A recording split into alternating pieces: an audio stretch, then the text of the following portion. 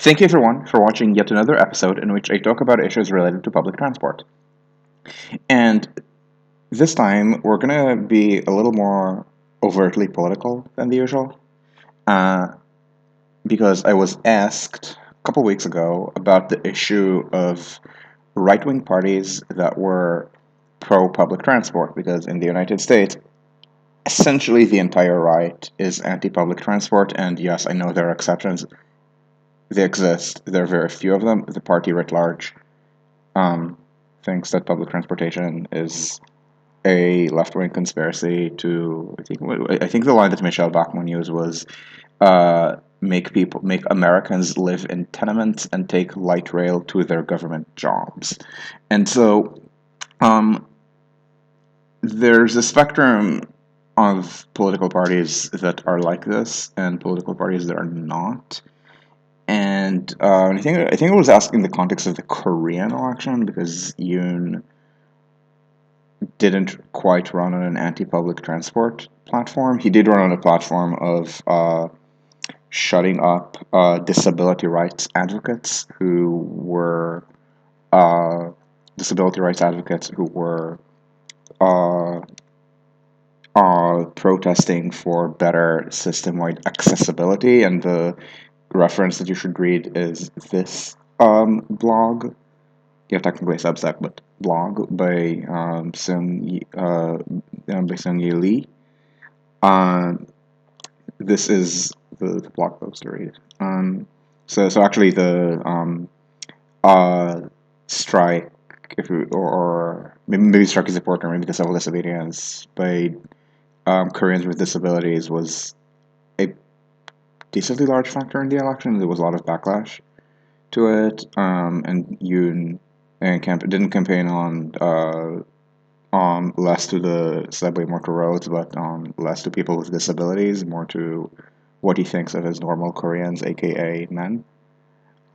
Um, and This started sending me down a rabbit hole of something that, for lack of a better term, I'm going to call party recognizability, which is what happens when political parties in different countries, can they be similar enough to be recognizable, or are they not recognizable to each other? So what I mean by recognizable is that if I were to, I don't even, not even if I were, like, let's do a real world example. So in the 1990s, um, the Democrats in the United States, they're suddenly a lot more moderate. Essentially, they fully accepted various strands of neoliberalism, and the president is Bill Clinton, and the kind of parallel to that in Britain was Tony Blair, and we largely the same thing. So a lot of rhetorical moderation, a lot of very explicit rejection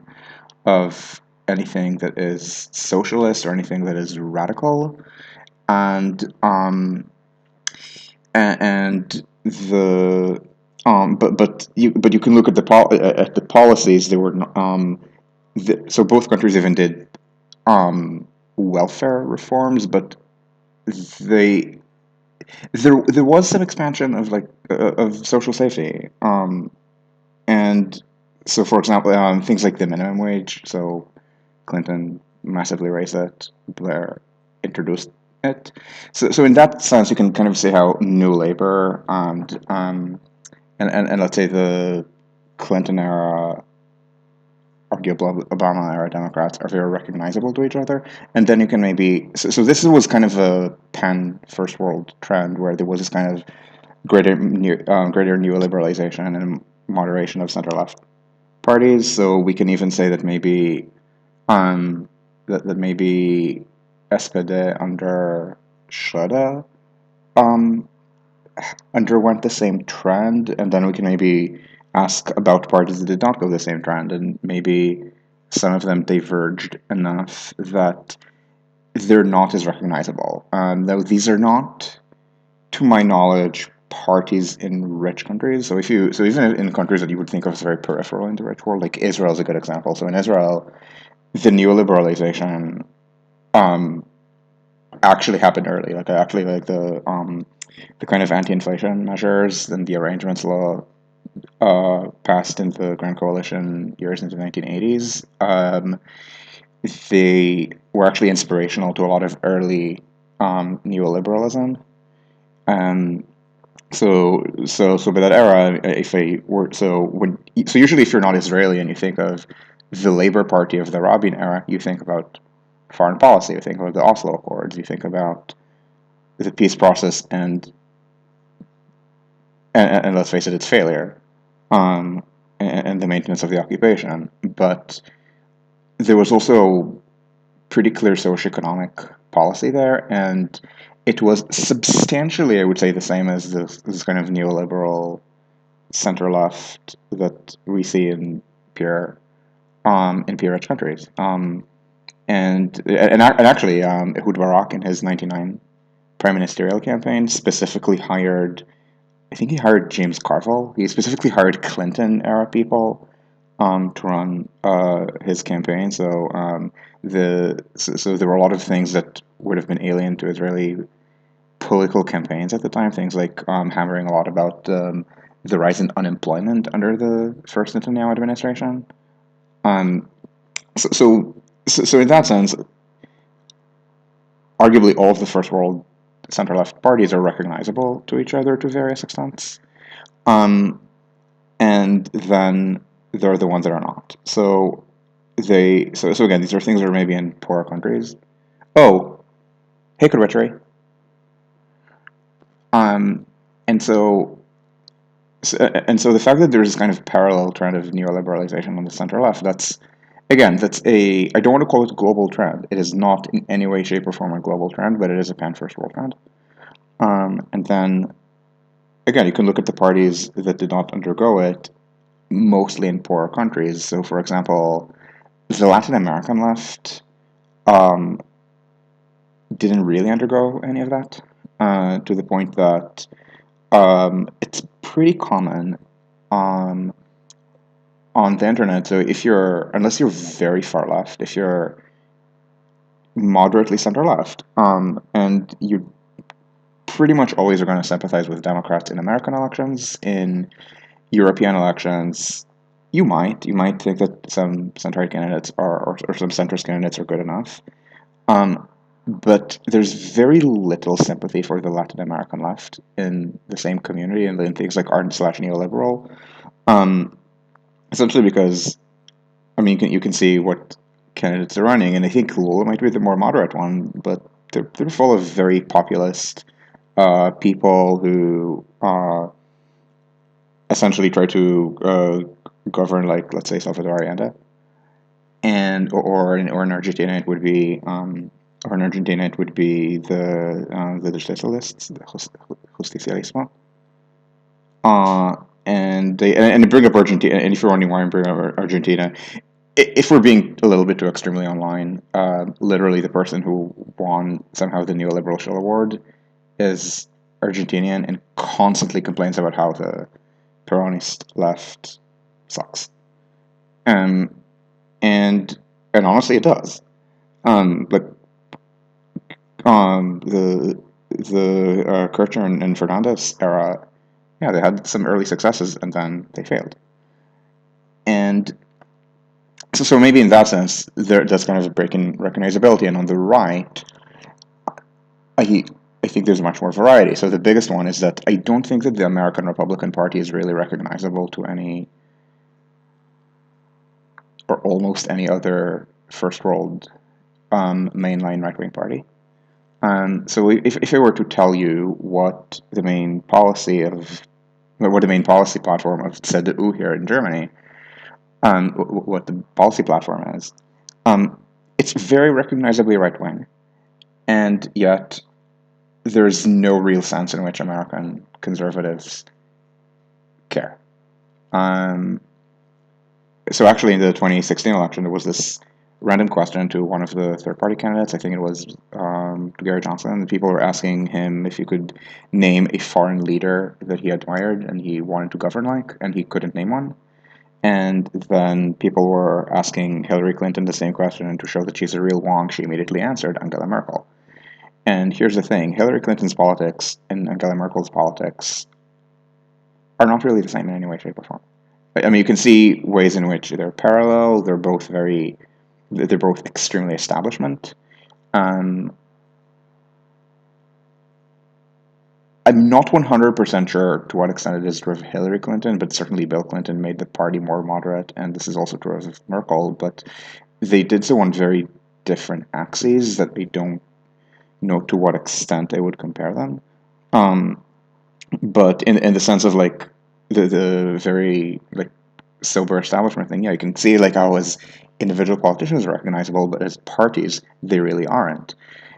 And if said it would be maybe more recognizable to the Republicans, Hillary Clinton would never have said that. I mean, there's like I do not see any world in which she would name, let's say, a British Tory, because so I don't think that Boris Johnson is as Trumpist as people say he is. Um, he's a clown. He's racist as fuck. Uh, he he won essentially because of intrigue, and he is completely incompetent. Um, Even then, I don't think that Toryism is as recognizable at the level of party politics or party policy or government practice to the American GOP as it is at the level of party. So, on the level of party, it's 100% recognizable. I mean, there's a lot of cross pollination between American and British right wing pundits who have very similar hangups. So these kind of like too clever by half types who will invent ways in which they're being oppressed by minority groups that are much poorer than they are and that have less access to resources and that are not always safe walking on the street uh, because of casual hate crimes, and they will find reasons to invent why these people are the actual oppressor. So this kind of Darvo is, for example, very transatlantic. Um, although I did say that how Labor and the Democrats are very recognizable at the level, at all of party level, at the punditry level, they're very different. So a lot of the sort of turfism that Britain has, um, the United States doesn't have it, not on the center left. Not, I mean, so the sort of stuff that the Guardian publishes about how trans women are a threat to women, not a threat to cis women, but a threat to women, because if you're the Gronia, to way too many people, they're trans women, not real women. That's not a thing you will ever find in left wing or center left media in the United States. You will find people, especially farther left, who will say things like gay rights is a distraction from class struggle or that kind of bullshit, but nothing that ever interfaces with the Democratic Party will say that. If anything, they will try to say, oh, yeah, trans rights is very important, and look at how extreme the Republicans are, and this is also going to maybe be related to our healthcare agenda or something. It's not like this kind of. So at this point, I mean, even though you have all these anti-trans laws in the United States, people keep saying Turf Island to mean Britain, just because in Britain it's just not as. I mean, the center left is not the safe space that it is, to at least some extent, across the pond. And so, no, this is not party. This is the level of. I don't even say activism because I think it's pretty parallel. It's the level of maybe punditry.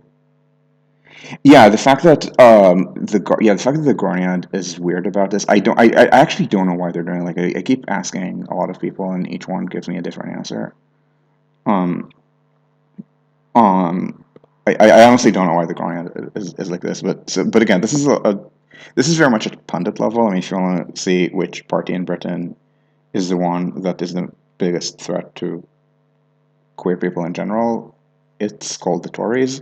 Um, somehow somehow today it's kind of weird how even Keith kind of sort of isn't horrible anymore. And Emily Thornberry actually answered the question correctly. So again, at party level, it's very recognizable. On the left, again, on the right, it's going to be very different. And I was asked about public transit. I'm going to pause the random rant about how right-wing parties are generally awful, and I'm going to talk for a sec about public transport and the Tories.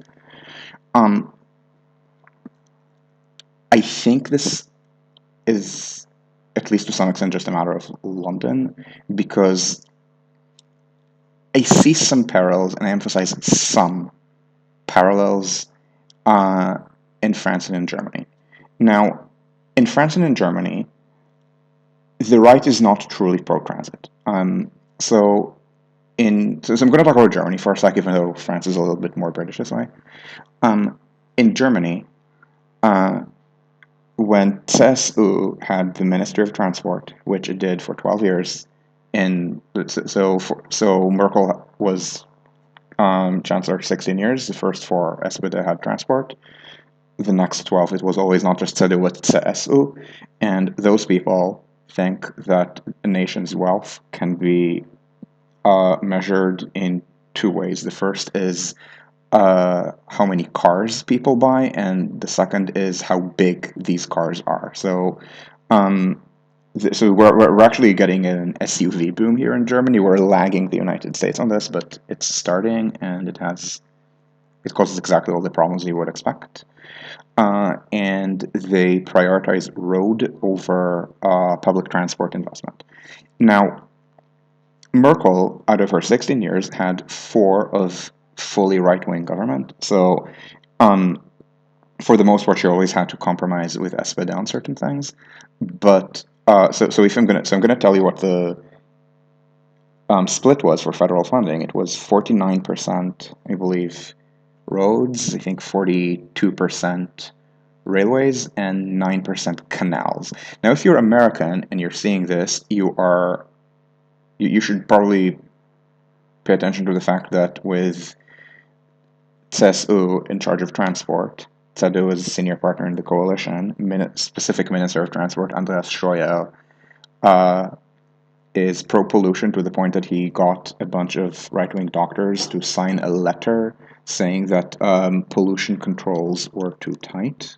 Andreas Scheuer, EU pollution. I saw this in the Groniad, but Google misspells the Groniad's name is Guardian. Yeah. So, this is the name of the piece. I would post it in chat, but I cannot write in chat directly from OBS. I have no idea why. If you're watching this on YouTube, you can just Google. Yeah. So this is our former Minister of Transport. And his opinions about pollution, aka he thinks there's too little of it. So bear in mind the fact that we had a 49 to 42 split on federal funding. That was not because CSU or progressive. CSU, they're probably about as I want to say they're slightly more useless, let's say, than the Democratic Party writ large, which is not the same as the more specifically liberal or ideological or progressive elements within the party. But no, CSU really is pretty awful on this issue. It's just but it's just in some cases they are okay with public transportation, so they're absolutely against road diets. In Berlin, we have creeping road diets, pop-up bike lanes, closures of roads to cars. It's generally a Green Party program. It's done through negotiations with SPD and Die Linke here, and then CDU and FDP are pretty against that. But they're not Randall O'Toole. So they're not. So in America, you have this kind of libertarian line, and again, Randall O'Toole or Wendell Cox, who will basically say that all public transport should be shut down, or maybe you should so I think Randall O'Toole's hot take on the New York City subway is that they should remove the tracks and use it as and use the tunnels for privately owned buses. Um, that's just not something you're really going to see in Europe. Uh, or in Israel, and this is and I mention Israel because in Israel the right has been very influenced by American conservatism in the last, let's say, 10 years. Um, Longer than 10 years, but in the last 10 years it became kind of like a popular right as opposed to something that was in kind of shady deals involving Sheldon Adelson. So you absolutely have people who are very influenced by American libertarianism in Israel, and often they're climate denialist, but they're not going to say things like "Don't build the subway in Tel Aviv" or "Don't build the driverless metro that is being planned." Um, and and here too, the policy of, let's say, CDU, is that they're okay with some railway investment at the federal level. They don't want to choke funding. Um, Whereas the American Republicans, it's kind of want to choke Amtrak funding. It's always more complicated once you look at party governance and at pundit level. So the pundits um, either hate Amtrak or think that only the Northeast Corridor should ever have trains, and then the party keeps funding Amtrak, but essentially it's just pork for rural areas. They don't seriously invest in it in any way, shape, or form. And here it's different. Here they do invest, but they invest in specific things. So again, they're against road diets here. They're against road diets in France. There's actually a lot of right-wing backlash to road diets in the Paris region, and I don't just mean populists against Macron. There's also suburban center-right backlash to the road diets pursued by Anne Hidalgo, including a lawsuit saying that it was somehow discrimination against suburban people. Uh, and so it's not just the populist right on this. It's so even the center right, again, they're against road diets. They think bikes are for hippies. They think walking is for hippies. They think that cars are good and there should be more of them, and they should invest a lot more in roads. Some of them are openly climate denialists. Some of them are essentially all of them are somewhere on the climate denialist spectrum, but usually they're not full denialists. Usually they're self-denialists. So, well, climate is a real issue, but we need to also think about our economy. We can't deindustrialize Germany. Germany, specifically, German industrialists have this obsession with the idea that anything could deindustrialize Germany. So, for example, tech is bad because it's not industry. Making chemicals using Russian natural gas is morally superior according to those people, and and so the and so they're against the sort of model shift thinking of transit activism. So even though transit advocacy in Germany is incredibly bourgeois, it's incredibly trad in many ways, these people still vote SPD Green and not CDU or FDP. And but what they are in favor of, so I listed all those things they're not in favor of. So what they are in favor of is the stronger intercity rail corridors. So in France, the investment in the TGV is bipartisan. They're in favor of investment in rapid transit in major cities. So in Germany, CDU in Berlin actually wants more investment in the S-Bahn. They do want it to interface with cars better, so they want more park and ride, because a lot of their voters um, live in areas outside the ring and then drive, but they want to be able to park their car somewhere and then take the Stadtbahn or the north-south tunnel into city center. In Munich, actually, the S-Bahn is very popular as an investment by CSU, and it's partly a white flight thing. So Munich has a lot of white flight because I won't say they're Bavarian, but it's unfair to say they're Bavarian. They're European. Let me see if I can find the. Right, I literally just did München. Saldo.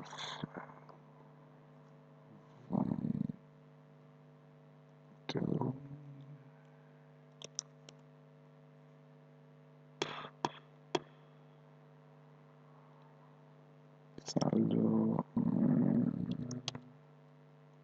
Saldo.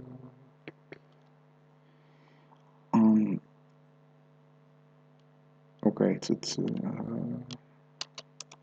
Deutschland, Ausländer. Let me see if I can find this. So the point is that in Munich, what I'm trying to find you the data for is that in Munich, there's there's net reduction. So there's net emigration of German citizens out of Munich, and in general, a lot of net emigration from the city to its suburbs. Overall, the city has positive net migration due to migration from the rest of the world, and I think also the rest of Germany. But no, I don't want to see your separation thing. I just want to see the Waldorf. Okay, it's not the one I'm looking for. But where is it? And so Munich. So essentially, Munich has white flight, and it's mostly because these. I think maybe it's this one. Yeah, I think it's this one. Right? Yeah, here. So, oh God, what's the name of this file? Demographie der menschlichen Bevölkerung. This is what you want to look for when you Google.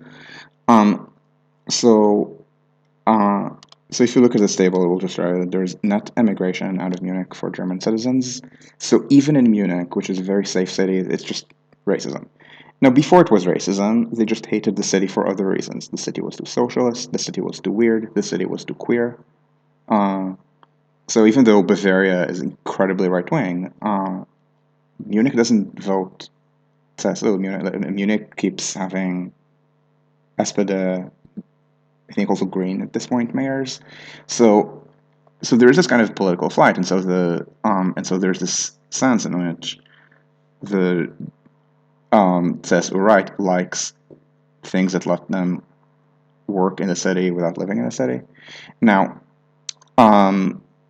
you might say, "Oh, right, but in America we have that too with commuter rail." Yes, that is very similar. And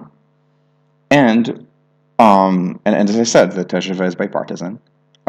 In Britain too, Crossrail is bipartisan because it's considered a very important economic investment for London. And High Speed 2 is also essentially bipartisan. The planning continued through the transition between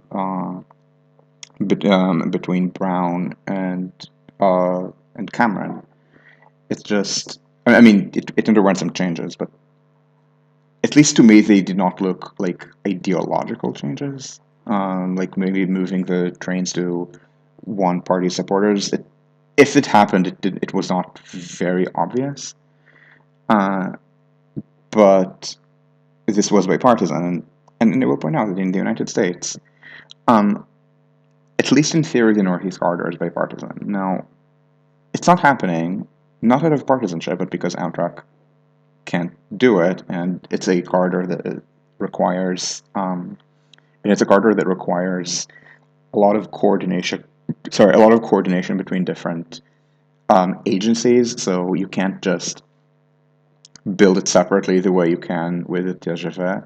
I want to say High Speed 2, but High Speed 2, you kind of can't build it separately either. I mean, they're doing it, but that's something like 80 billion pounds, where probably should be on the order of 10 billion normal continental costs.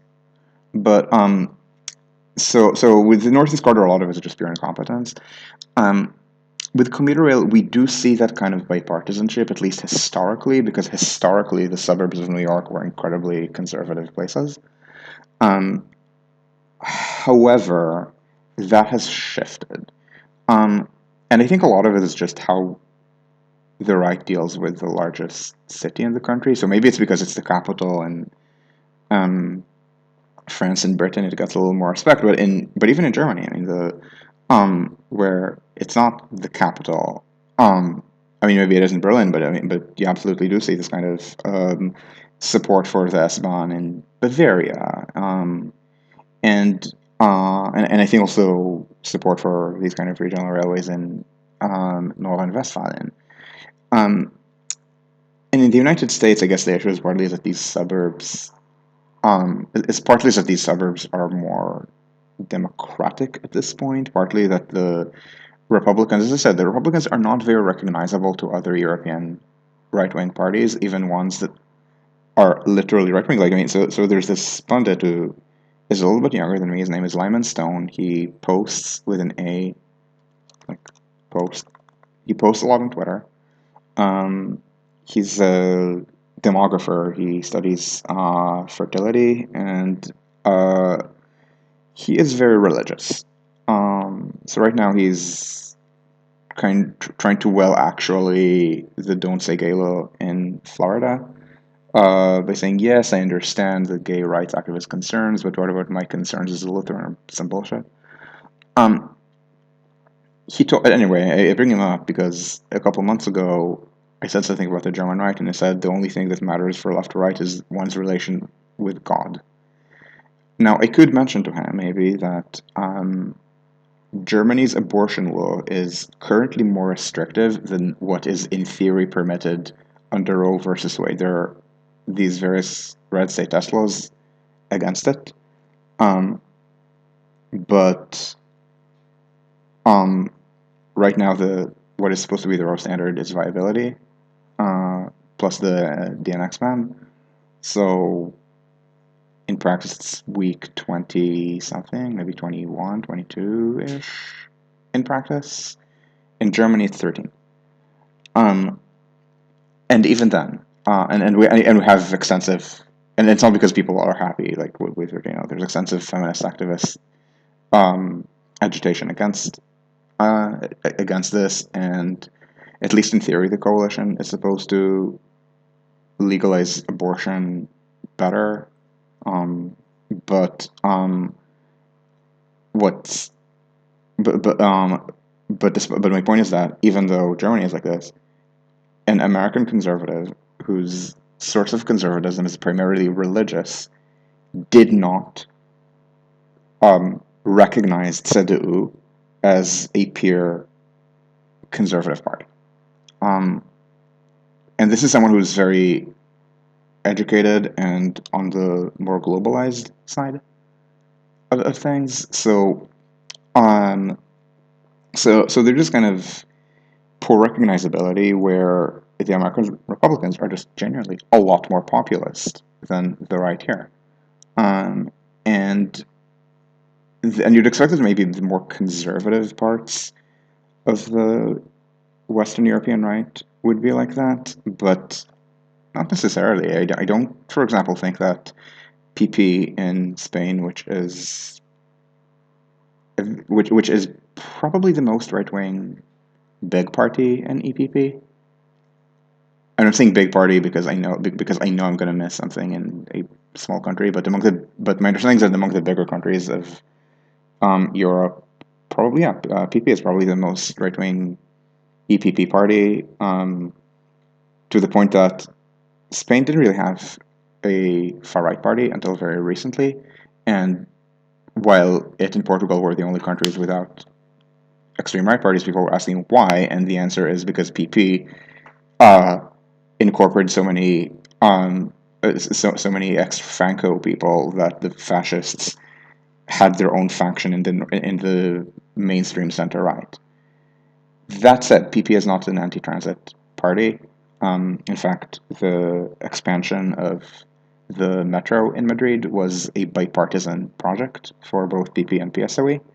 So, um, so the point is that even very conservative parties like that, or again the British Tories, and again, and some of this might be idiosyncratic. So Boris I think Boris just generally loves public transit for some reason. Like, I mean, just maybe a London thing. I'm not sure why. The problem is he's really bad at it. So he wants to be seen as someone who's very good for TFL, which is why he was so involved in the route master, aka the Boris bus. He's also incompetent, which is how the route master, aka the Boris bus, costs. I want to say 50% more than it should, i.e., 50% more than a more normie alternative would. It costs almost as much as an American bus, and American buses cost about twice as much, I believe, as buses do here. Um, and so the thing is that he doesn't really have public transit successes to his name because, again, not a very competent leader. But he also doesn't have the burn it all mentality that one would see from, I wouldn't say Trump, but not just but Trump doesn't. But Trump also doesn't give a shit about this. Trump gives a shit about stealing money. I mean, that normally Republicans have. I mean, so the big example of this was the bailout for TFL. So the state bailout for Transport for London during Corona, I think it was Chris Grayling's policy, maybe. He required London to implement certain policies as a condition, as a precondition of giving the bailout. And you would expect usually that when a right wing government imposes such preconditions on a city agency and the city is run by the center left, these would be predominantly right wing ideological hatchet jobs. So things like anti union things or hiring freezes. Um, but I don't think the package even included that, or at least if they did, this was not what London Labour complained about. They instead required pretty reasonable things that London implement certain road diets, certain lane conversions from roads to bikes that it had not yet done because they were locally unpopular.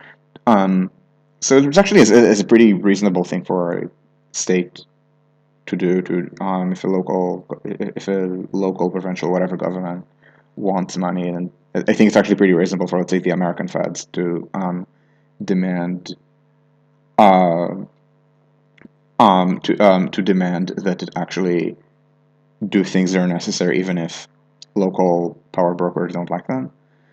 But there was still a lot of animosity, and a lot of people making up conspiracy theories that it was some kind of attempt to make Sadiq Khan look less popular for some reason, or like create some kind of right wing backlash, which I'm guessing, at least when I talk to these labor activists, I think they were just assuming that it worked like the American Republican Party, and it's not. And it's not. I mean, again, these are people who are genuinely terrible human beings. They just happen not to be more climate denialists than the average European centrist. And they're also, as I said, I mean, the issue is also that Boris is sufficiently incompetent that it's impossible to defend him by saying, yes, he's very right wing, but look at all the good things he's done for public transport in London, because he didn't. He was bad at this. He expanded the congestion charge a little bit, but the congestion charge was not Boris, it was Red Ken.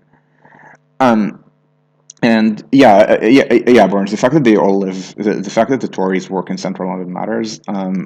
Likewise here, um, the likewise here, CDU. I mean, CDU also has all this anti-urban Catholic organizing, uh, but also a lot of it, yeah, just middle class people who commute to city center. They don't live in city center. And in London, it's the same thing. In London, I'm forgetting how many constituencies in central London the Tories hold. I believe it's one, maybe.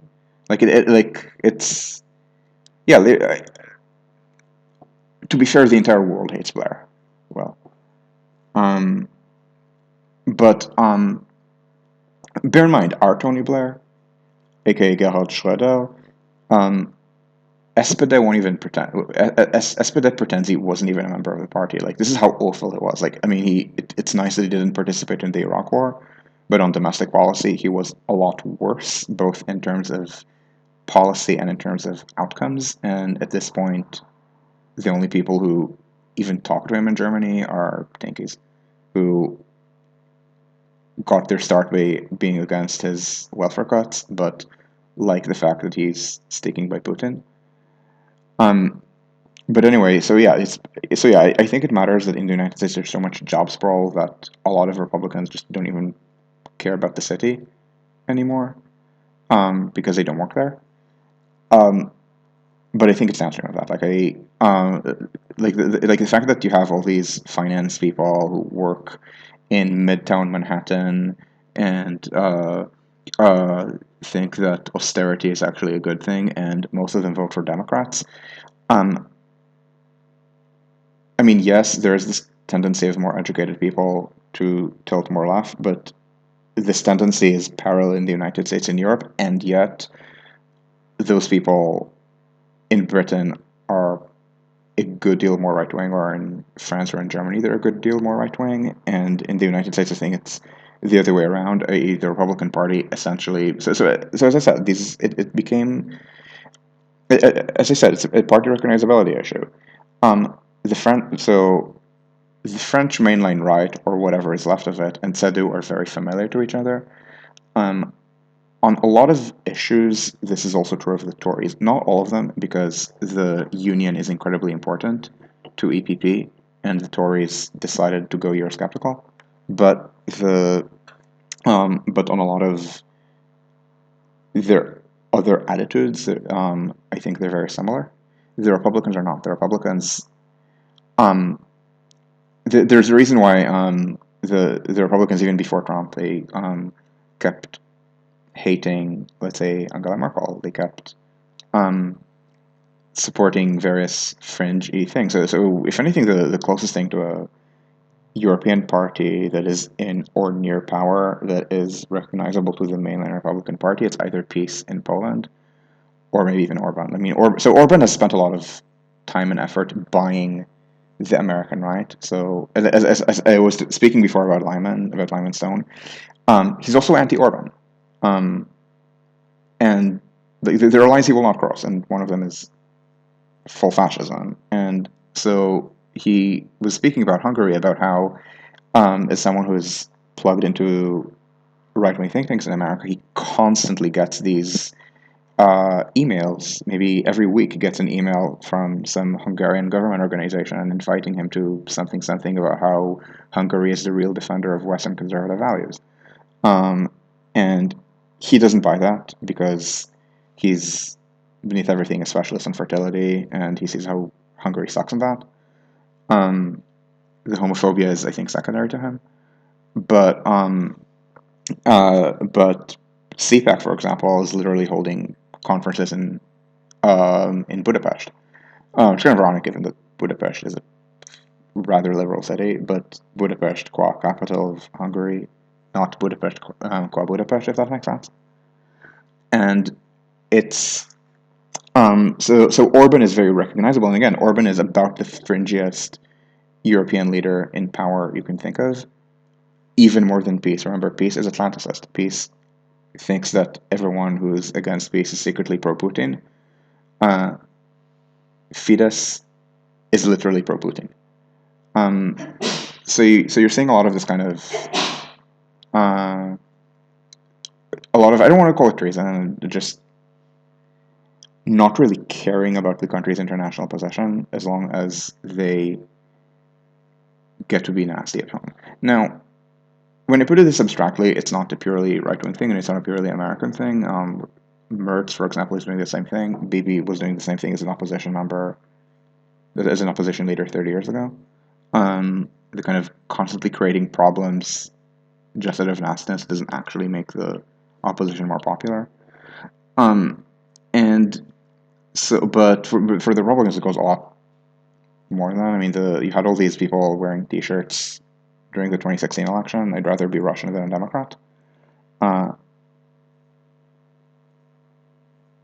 Yes, of course, Morales and Lula are blaming NATO. As I said, the Latin American left is not recognizable at this point to any first world left.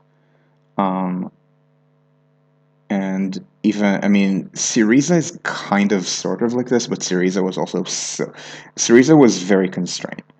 Now, we can kind of speculate on what Syriza would have done without the constraints, but it's very common for populist parties to specifically brush against constraints, and blame the constraints for their inability to achieve things. So this is essentially what the Tories were doing for a generation, saying, "Oh, we would like to do X, Y, Z, but the EU won't let us." It just metastasized into Brexit. Syriza was playing a similar game, essentially saying, "Well, we would build paradise on earth, but we're but the austerity is imposed on us by Germans."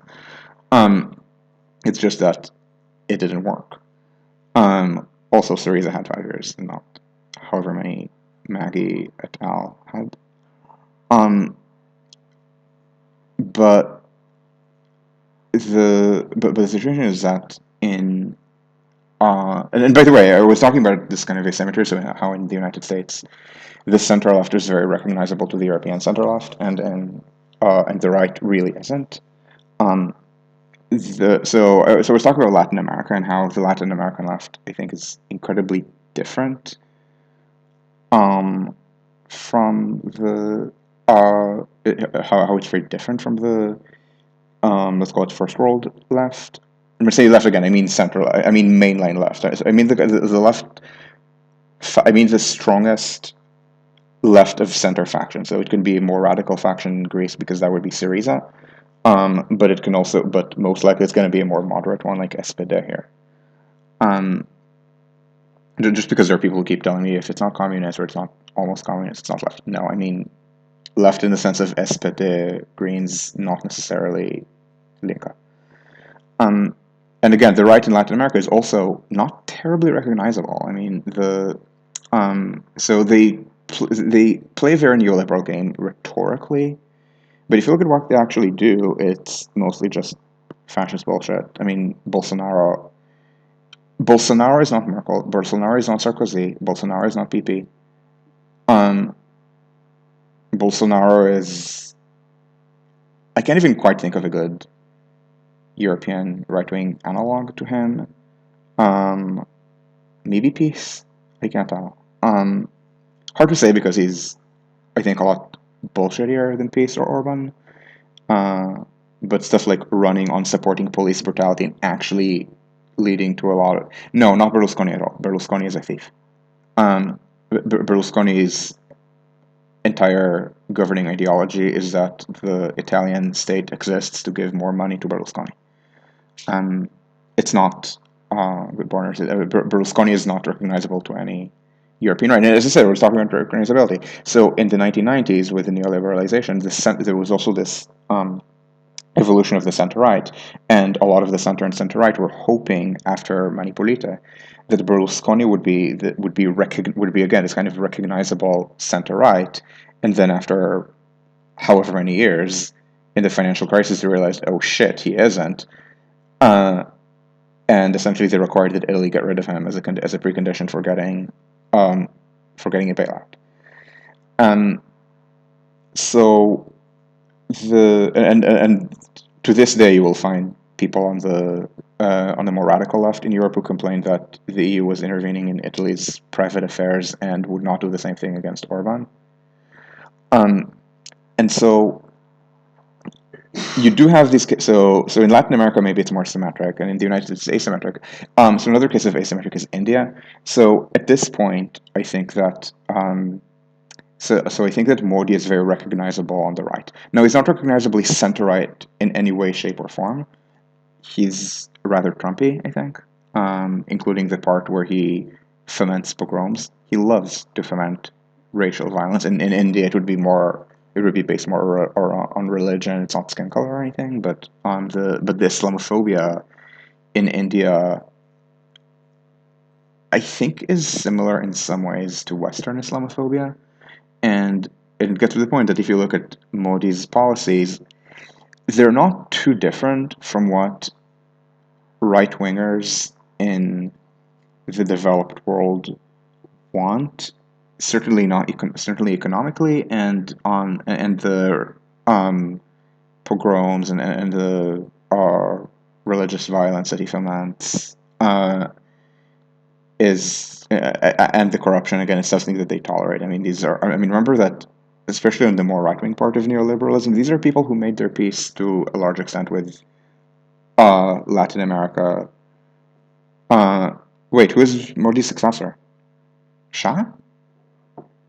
Um, but anyway, my point is that Modi is very recognizably right wing in this sense, like or first world right wing, I should say. Whereas the opposite does not really happen.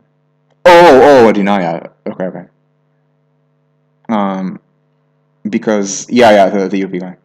Because because on the left, what's on the left in India? It's Congress. But Congress. So if you look at at what Congress is, it's not anything that any left wing force in the developed world will really recognize.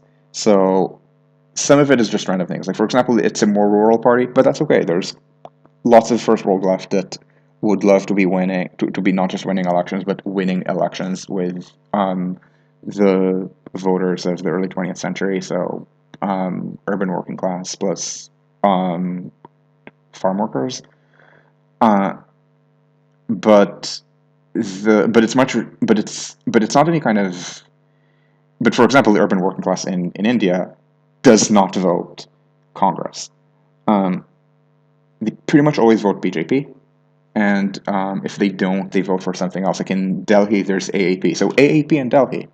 And for those of you who read World War III, there's a reason why I made AAP the governing party in India in that story. And it's not just that I wanted something that was neither Congress nor BJP. If anything, actually, AAP is a lot more left wing than I realized when I started outlining the story. But anyway, AAP is recognizably center left in the first world. If I tell people what Kejriwal is doing in Delhi, um, your average educated center left advocate, policy advocate, or activist or whatever in a developed country would find that very inspirational.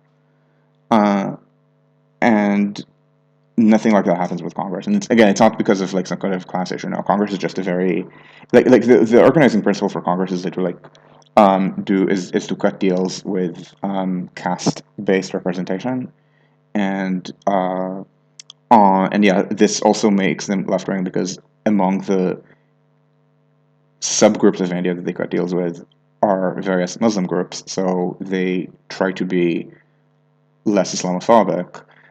Maybe not in the same sense of, let's call it first world anti-racism. So they don't have any kind of they don't have a single intersectional bone in their body. They if women complain that that Muslim family law discriminates against them in India, and that there's the quick divorce thing that's permitted in India that's been banned in Pakistan, and they're asking for some kind of help with this. They're not going to get it from Congress, but Congress is genuinely a lot less Islamophobic um, than the alternative, just because it's always relied on Muslims as a part of its coalition. They're also much more tolerant of the linguistic diversity of India. There's kind of I don't want to call it IDPOL because it's a lot more serious than IDPOL, and so it's stuff like so stuff like more recognition of India's linguistic diversity, more willingness to use English. There's this thing in Indian media where English language media tilts left, Hindi language media tilts right. There's this idea that if you're Hindi speaking Hindu, you have to vote BJP for like your identity as a Hindu speaking as a Hindi, not a Hindu speaking, a Hindi speaking Hindu. Um, so in that sense, again, so in that sense, you can kind of see the parallels between Congress and modern day first world civil rights. But again, it's very different. It's much more of a caste or a regional kind of coalition, and so and it's just much more corrupt. I mean, basically every first world left today has a very long history of anti-corruption. Things like being opposed to the sort of local notables who benefit from corruption, and creating universal public services. That's a very big thing, and if you're in American transit advocacy sphere, you've heard of the term sewer socialism. The sewer socialists were very left wing. Um, I mean, they were very left wing by, let's say, the standards of the Democratic Party. There were complaints within the Socialist Party that they were not moderate enough because they didn't do a communist revolution or something, but they were genuinely very left wing. They were also very anti-corruption. Essentially, when they won power in Milwaukee, all the corrupt combines just vanished because they realized that they had no way to actually take over. I shouldn't say take over. They had no way to actually bribe the sewer socialists. Very big thing. And Congress is the exact opposite. They're very openly corrupt. They're very nepotistic. I mean, Rahul Gandhi is the fourth generation leader. Everyone thinks it's normal. At one point, they tried to do other things. I think Manmohan Singh was very good, but also Sonia Gandhi ran a lot of the show. Um, and yeah, so India has this thing where you have a recognizably modern right, and it's not just modern but extreme, much more so than even I would say Abe or Yoon, um, but also more recognizable. Whereas whereas on the left, it's not as recognizable. In the developed world, again, it can flip. So Eastern Europe is a lot like India because the right in Eastern Europe. Okay, so in Poland and in Hungary, it's very extreme. In the rest, it isn't as much, but it's still vaguely recognizable as EPP. The left isn't. I mean, anything with socialist history in Eastern Europe is kind of tainted. So there's kind of weird thing where the main progressive forces in Eastern Europe are not, they are not reliably either SND or reliably GAFA. For example, the Pirates in Czechia, they're generally fully GAFA, but they support nuclear power. And opposition to nuclear power is kind of core to the Greens. Um, and there's kind of a tendency, I think, to pretend that Eastern Europe is entirely authoritarian and entirely corrupt and entirely right wing because people think that everything is peace in Orban, which is kind of weird when you think about it. Nobody thinks that all of Western Europe is Berlusconi and courts, but but you absolutely have anti-corruption things. As I said, anti-corruption is core to the anti-corruption is core to the first world left. It's just, yep. Uh, yeah, exactly. And so because you have this kind of anti-corruption thing, again, it's actually a strong force in Eastern Europe. And the pirates exist, they're not very big, but they exist. In Bulgaria, but in Bulgaria is actually run by such a party, PP, a party that is kind of sort of Volt. Not quite, because Volt is a minor member of that coalition, but they use Volt's name. Let me see if I can. Is Volt Bulgaria the correct name? The party's name is not Volt, it's PP, but it's.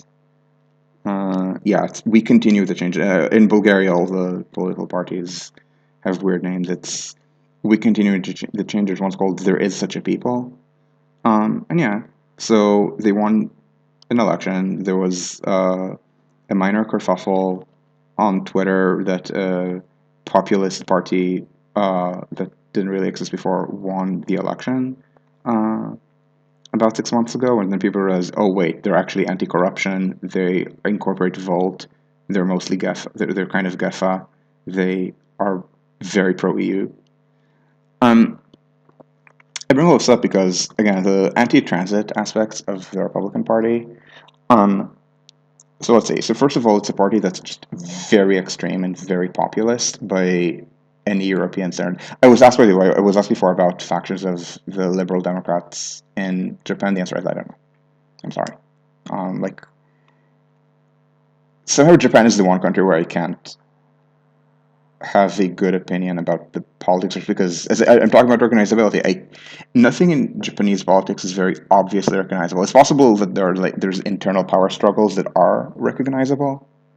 There are internal power struggles, internal power struggles, and with factions that are recognizable, um, but they're never gonna. But it's never as stark in, let's say, the actual two-party systems that you see in South Korea or in Taiwan, where I can actually read a profile of whoever the Pan Blues are going to run next time.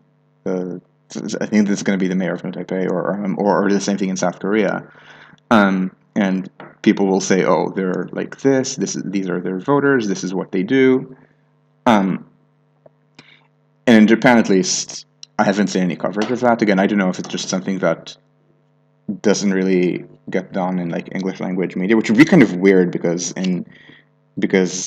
I don't think Japan is more insular on this than South Korea and Taiwan, and in South Korea and Taiwan, you absolutely can't find this. Um, but um, but the point is that similar for Japan, going back to the Republicans. The Republicans are just unusually extreme on this, and I think they're also unusually extreme on environmental matters, which I think is a matter. I think maybe it's a matter of the oil industry. I'm not sure. I think it matters that in Canada and Australia, the right is kind of similar. Um, so similar in, which I should say, in the climate denialism, they're not as uniformly anti-public transport. Um, so someone like Doug Ford thinks he's investing in public transport. Hell, Rob Ford wanted subways instead of light rail, which is a very tsedeu thing to say. I mean, separately, Rob Ford was basically a thief, and Doug Ford, I don't think he's as corrupt, but he's so severely incompetent. And again, these people, you never see them actually build something. Um, they can say, "Oh, look, Doug Ford is not anti-transit. He's built all these lines in Toronto." No, he hasn't. He's trying to. He's just bad at it. Um, but in Vancouver, for example, the right has built things. Um, it's just, I think it's this combo of anti-environmental extremism, which comes from a lot of populism and a lot of and a larger oil industry. Maybe it's related to the job sprawl. I can't tell. So the city doesn't mean much to them. Um, although maybe not. Australia has extreme levels of job sprawl. I was actually surprised. Let me find. Um, I'm just going to look at my own Twitter feed for a sec because I haven't seen this before. I'm going to do Brisbane because I might be actually talking about Sydney and Melbourne in other contexts. Yeah, here. So, um, you know the metric that I keep plugging, which is you look for the central 100 square kilometers and you look for what proportion of jobs it has. In Paris, it's, I believe, 37%, which might actually be the highest number that I've seen. In New York, it's like 35%. Tokyo is actually less. Tokyo, I think, is like maybe high 20s or 30, but Tokyo is also huge. The absolute number in Tokyo is higher than in New York. And then you see all these American sprawl birds where it's like 15%. So this is Australia. So in Australia, it's 18%. So 18% of jobs, no, sorry, in Sydney are within the central 100 square kilometers. The model split in Sydney is not much less than in New York. So I should maybe talk about this more if I learn more about what exactly is going on in Australia. It's just very strange. But my point is that in Australia too, they're very untethered from the city, I think, in ways that they are not in Europe or in Japan. Um, and again, I don't know. I mean, it's possible that it's also just a matter uh, of this kind of disjunction between the biggest city and where the um, and where the core industries for the right are. I'm not sure. It's just something that again, I mean, in Germany too, you want a more pro-transit policy, you should vote for a left coalition. And again, when I'm saying left coalition, I mean SPD and Green. I don't mean Die Linke. Die Linke is not materially better on a lot of this than SPD and the Greens. I don't think that. I mean, on a lot of things they're worse. But the but CDU again, but CDU doesn't do that, and the Republicans do. So this is, I think, my main spiel on this, on why it's like this. And I'm gonna make it. I'm gonna cut it now and make it a rather short stream, and and ask people if you have any questions. And if you do, I'll answer for a little bit. Let's say it's 7:15. I hope to wrap up 7:30, but we'll see. I can wrap up in 3 minutes if there are no questions. Um, yeah, in Ontario, so in Ontario, there's a lot of populism, suburbaners. In Toronto, there's a lot of suburban populism or outer urban populism against road diets. But again, it's much more German style, so more space for the cars. Hell, in Vienna, FFP literally ran a campaign where they went to all those bike racks and said this could be a parking spot. Any parties according to strength of local government? Not that I know of. Um,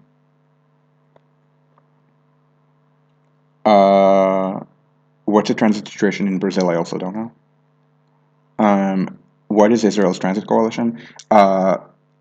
So it's essentially never part of any kind of interpartisan conflict.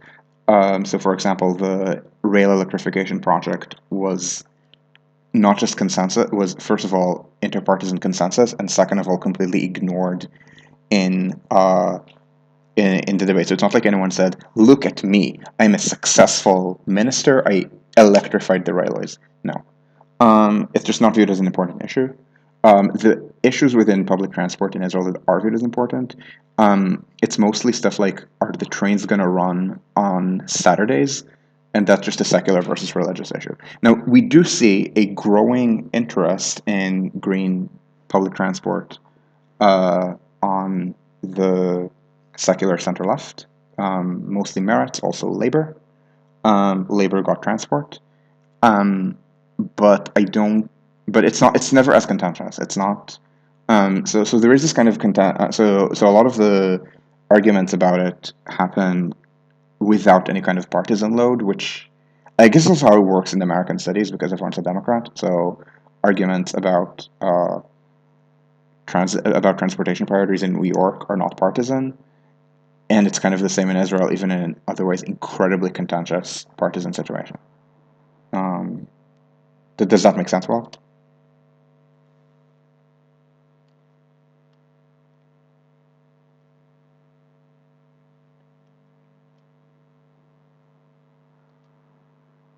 Awesome.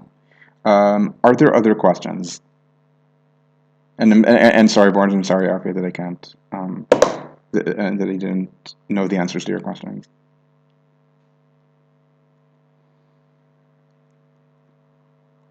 When we're done, by the way, Arpit, when we're done, I'm going to ask this on Twitter, and I'm going to ping Diego and Nilo and ask if they know. What do I think about the very high density in UP? I don't know. It's very high rural density, so this is pretty unique. But it's not like UP is a city. So yes, UP has about the same population density as. Yeah, there's someone visiting, so they're pacing behind me. But the but anyway, the population density issue, I don't know to what extent it matters. I mean, I have seen Jagdish Bhagwati in Why Growth Matters say that there's no big deal about if India has more suburban sprawl on the American model. I do think that it's going to create problems if they have suburban sprawl in the American model when um, American urban counties have, I believe, the same population density as UP. Let's look at Harris County. Um, because LA County is about 1,000 and change people per square kilometer. Harris, no, there's only one Harris County. Come on, it is 1,000. Yes, so UP and Bihar are about the same as Harris County, Texas. Um, yeah, so the value of infrastructure should be pretty high.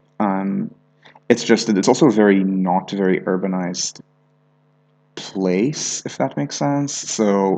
Um, so what they should be building is building a lot more urban transit. The problem is that, and I don't know to what extent it's partisan, I don't think it is, the Indian elites hate the cities. The Indian elites, it's kind of weird because they talk about how to urbanize the population, but they also hate the people actually living in the cities to the point that the metro plans in India tend to do the kind of inverse of America, where in America you have commuter rail for the middle class and for the suburban middle class, and urban rail traditionally for the poor. And it's the exact opposite in India, where the idea is that the metro is for the middle class, and then the locals slash suburban rail slash whatever you call them are for poor people. And that and I don't know the specifics in UP. I know that in Kolkata they gave away a really important right of way that should have been used for suburban trains to the metro. Um, what about Dutch politics?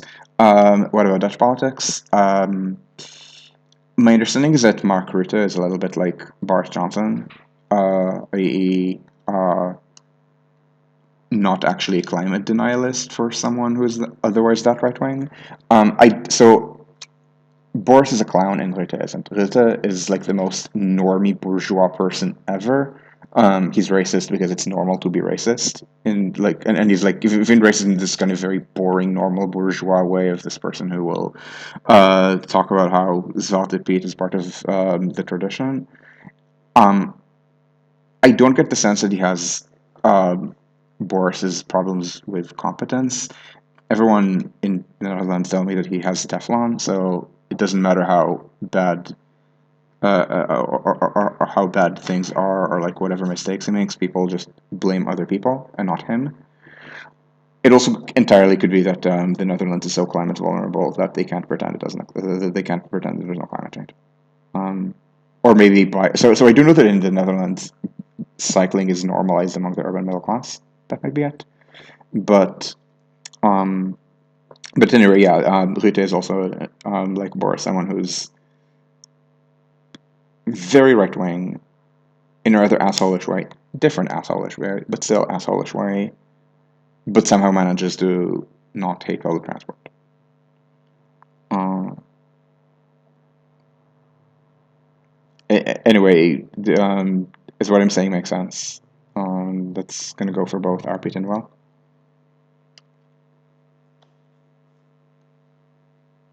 Yeah, by the way, about the stuff for the calibrated density, remember, they're in Indian middle class discourse, they think that people who live in the slums aren't quite people.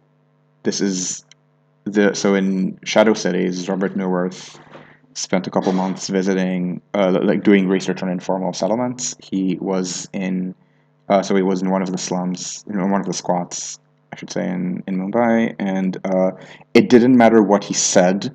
The media would always quote him saying that the slums have a terrible crime problem, even when he said it, they didn't. Um, this is how in Indian discourse on squatters is, or on informal settlements is. Um,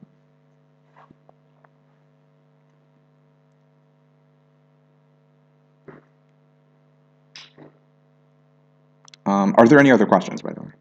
I said I'm going to try to end 7:30, 7:24. And as usual, the rec time lies because we've been recording about a minute longer than the rec time says. Um, yeah, so I've never So I've never been to a squat. Um, I'm generally worse traveled than everyone thinks I am. So I can't tell you to what extent it is, but I mean, I read reporting on them, and I mean, just see how inhumanly the Indian government and like Indian middle class society uh, treats informal settlements, if that makes sense.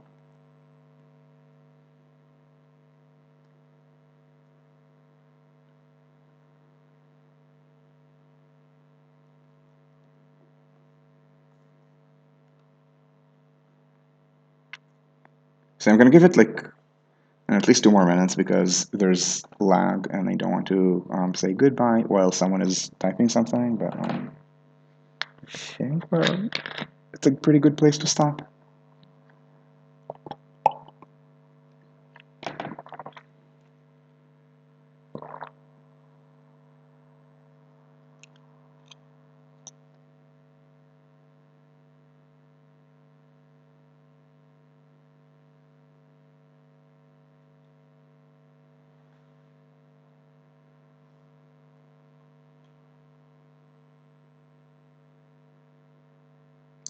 Okay, last EU country. What about Ireland? I have no idea.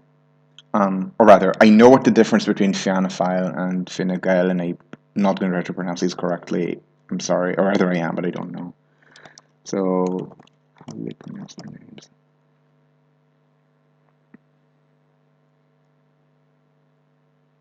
Fianna Fáil? Okay, Fianna Fáil. So anyway, they don't have normal left-right politics traditionally. It's Fianna Fáil and Fine Gael. Okay. The main difference, so in Ireland, the main difference between the two parties is pure ID poll. Um, it's the treaty, but and civil war. Um, Only now is Ireland starting to transition to left-right politics because there's the Fine Gael and Fianna Fáil Grand Coalition to keep away Sinn Féin. Sinn Féin is very recognizable as a far left party. Fine Gael and Fianna Fáil are, as far as I can tell, just, generic to centre right parties that are rather similar. Fine Gael maybe a little bit more conservative, and except they hate each other. It's kind of a weird situation where the parties are vaguely recognizable, I think, but the politics isn't, if that makes sense. Which actually is a pretty common thing. I mean, I keep telling you about parties that are similar or recognizable to each other, but even though in for example, the Netherlands, okay, the Netherlands is a really bad example because of all the new parties. Even though in, let's say, Switzerland or in Belgium, the parties are very recognizable to someone from most of the rest of Western Europe, the coalition system is completely different. So that's something. So that's, I think, is the unique thing about Ireland. It's the fact that you have two center-right parties that hate each other.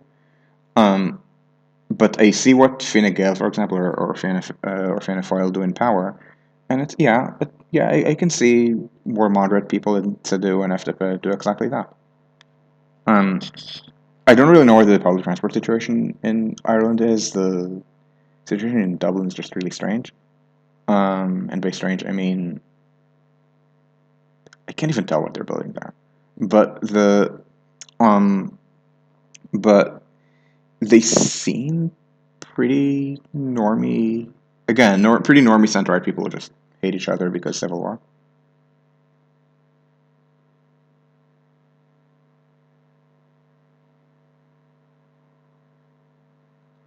Um, does that make sense? Okay. So are there any last questions before we get off?